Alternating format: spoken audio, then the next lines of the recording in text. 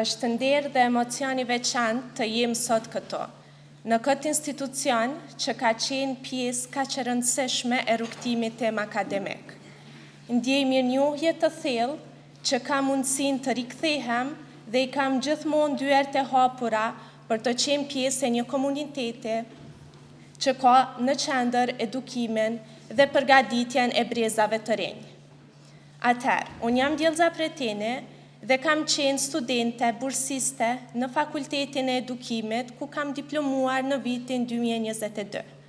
Momentalisht jam studente në programin master në programin mësimdhënia dhe kurikula. Gjatë studimeve të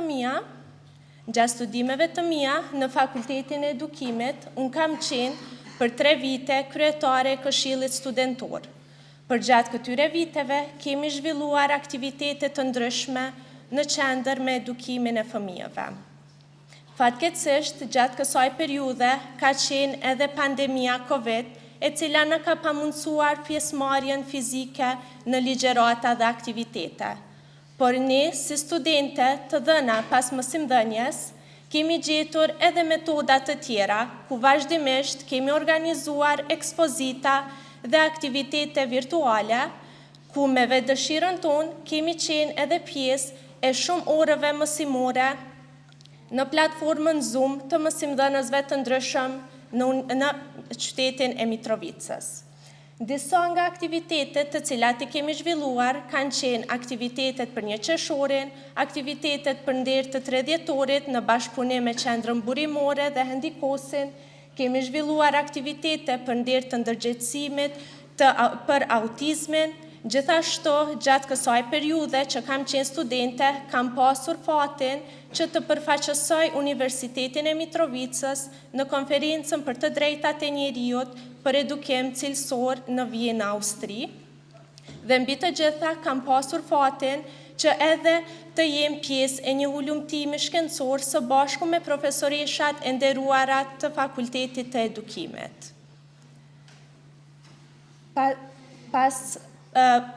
Faktikisht, aq shumë më kanë ndihmuar Fakulteti i Edukimit, sa unë kam arritur të punësohem ende pa i përfunduar studimet në Fakultetin e Edukimit.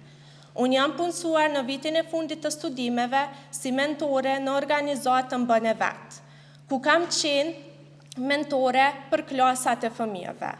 Brenda po ati viti, për shkak të përkushtimit dhe të punës së palodhur, unë jam ngritur në detyrë si krye mentore, ku kam pasur përgjegjësinë të udhëheq fushën e edukimit, plan programet, e kurikulat dhe gjithçka tjetër që lidhet me aktivitetet e fëmijëve në Bën e Vet. Mirë po, unë nuk jam dalur me aq. Për shkak të bazës së fortë akademike, unë kam arritur të jem trajnere edhe e projekteve të ndryshme, duke theksuar projektin Reload të përkrahur nga UNDP në bashkëpunim me organizatën së bashku.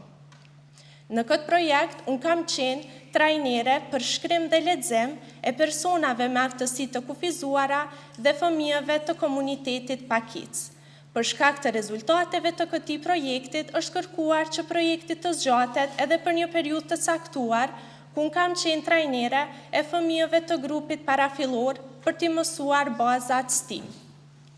Gjithashtu, duke pasur të gjitha këto në bagazhin tim, unë kam arritur që të hap organizatën time dhe për një vit të jem drejtoresh menaxhuese e organizatës Eduaktiv me aktivitete nga më të ndryshmet, duke theksuar aktivitetet me fëmijë për të nxitur dashurinë ndaj kulturës së qytetit tonë. Unë shpresoj që kontributi im për Universitetin e Mitrovicës të mos jetë ndalur me përfundimin e studimeve të mia. Unë kam dëshirë që të vazhdoj si një person që ka kaluar këtë rrugtim, të mentoroj dhe të ndihmoj edhe studentët e rinj dhe studentët që janë aktualisht në studime. Unë kam dëshirë që vazhdimisht të kontriboj në përmirësimin e Fakultetit të Edukimit dhe Universitetit të Mitrovicës në përgjithësi, e të mundohem të bëj këtë përmes projekteve e aktiviteteve praktike për të gjithë studentët.